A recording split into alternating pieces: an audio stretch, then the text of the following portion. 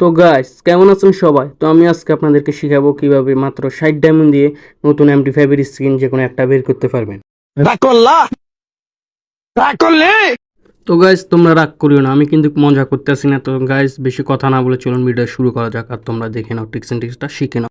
তো ভিডিওটা ভালো করে মনোযোগ দিয়ে সবাই দেখবা, কারণ এখানে আমি গয়নার পুটকি লাল করে দিব। পুটকি লাল করে আমি এখান থেকে এমটি5 বের করে দেবো মাত্র 60 ডায়মন্ড দিয়ে। সবার আগে কি করবা, খালি চাপতে থাকবা, খালি চাপতে থাকবা, চাপতে থাকবা, চাপতে থাকবা ইচ্ছা মতো। মোবাইলের টাচ যতক্ষণ না ভাঙে ততক্ষণ খালি চাপতে চাপতে থাকবা।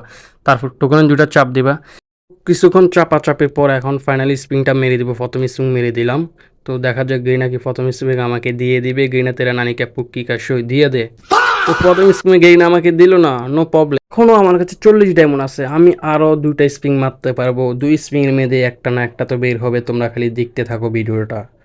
তো আবার কিছুক্ষণ চাপাচাপি করবা, চাপাচাপির পর আবার চাপাচাপি করে আমি এখন স্প্রিং আর একটা মেরে দিয়েছি। তুমি এদের পরে দেখা যাক এখন আমাকে কি দেবে দিয়ে। রাগ করলা তো এখন কোনো চাপাচাপি না, ডাইরেক্টলি স্প্রিং মেরে দেবো। গেরিনা প্লিজ মান সম্মান রেখে আমাকে দিয়ে দে ভাই, প্লিজ জরিনা দিয়ে দে, দিয়ে দে। 60 ডায়মন্ড কখনো তো কিছু দিলি না, এখন দিয়ে দে ভাই। আমি তো কসিটা